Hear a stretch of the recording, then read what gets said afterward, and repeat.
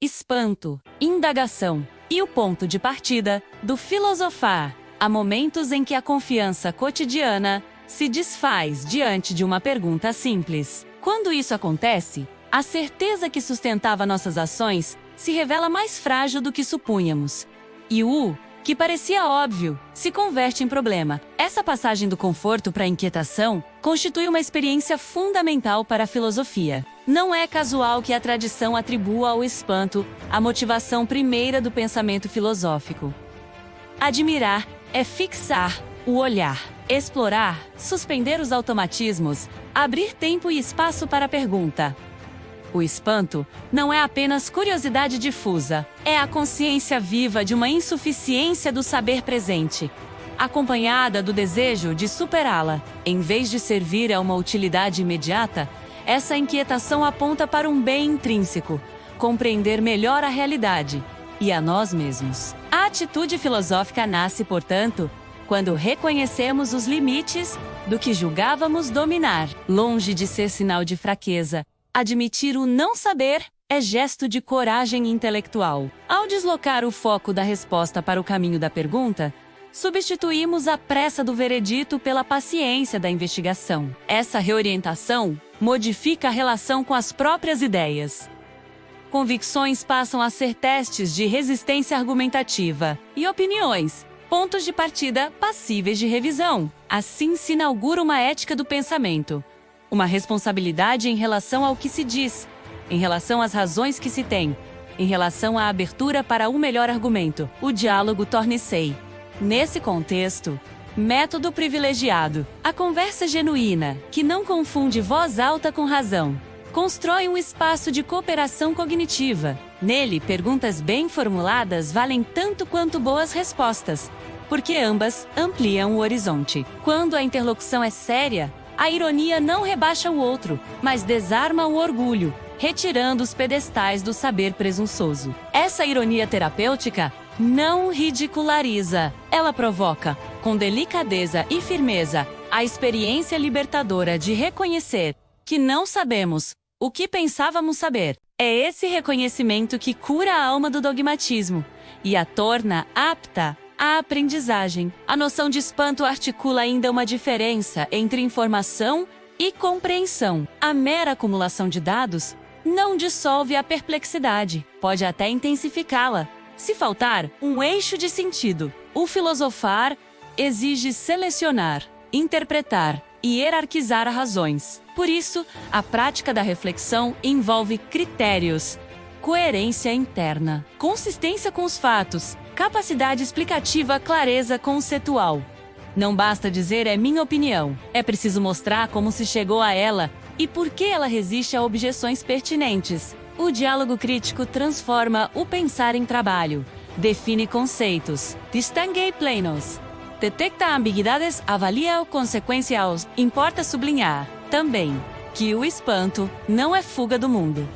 Ele o enfrenta.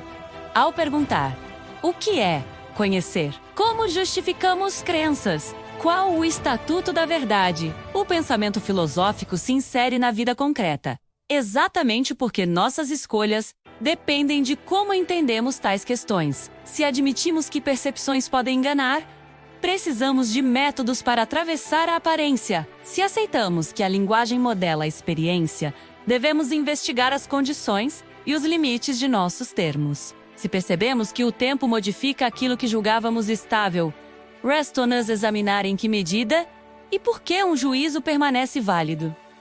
Essa tarefa é, por natureza, interminável. Não há última palavra quando o objeto é a totalidade da experiência. Há, sim, avanços, recuos, reformulações, sínteses provisórias. A humildade epistêmica não impede convicções firmes, mas condiciona sua firmeza à abertura para a revisão. É esse equilíbrio, segurança responsável e abertura às evidências, que evita tanto o ceticismo paralisante quanto o dogmatismo impermeável. O amadurecimento intelectual se mede, em grande parte, pela habilidade de sustentar um ponto de vista, sem negar a complexidade do real. O espanto tem ainda um aspecto pedagógico.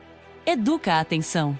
Vivemos cercados de estímulos que competem por nosso olhar. A admiração filosófica recolhe a atenção dispersa e a dirige, com constância, a problemas fundamentais. Ela ensina a tolerar a lentidão, a cultivar a precisão da linguagem, a reconhecer o alcance e o limite dos exemplos. Quando refletimos seriamente, aprendemos a suspeitar de formulações precipitadas e a exigir definições adequadas. O exercício contínuo dessa disciplina engrandece o espírito crítico e fortalece a autonomia. Se a filosofia busca o saber pelo próprio saber, isso não significa inutilidade. Significa, sim, que a sua utilidade é de segundo grau, derivada ao clarificar conceitos, esclarecer critérios, distinguir níveis de análise e pôr à prova justificações. A reflexão filosófica melhora o modo como pensamos.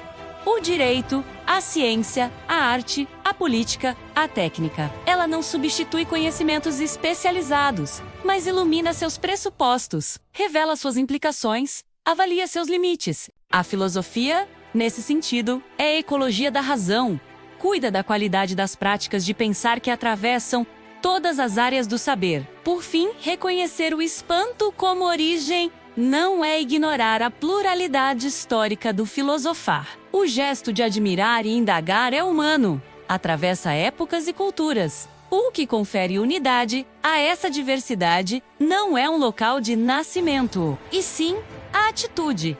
Transformar perplexidade em investigação, opinião em argumento, hábito em conceito, discordância em debate racional, onde quer que esse movimento se efetive, aí o filosofar se realiza. E, sempre que se realiza, renova o convite que o espanto nos dirige.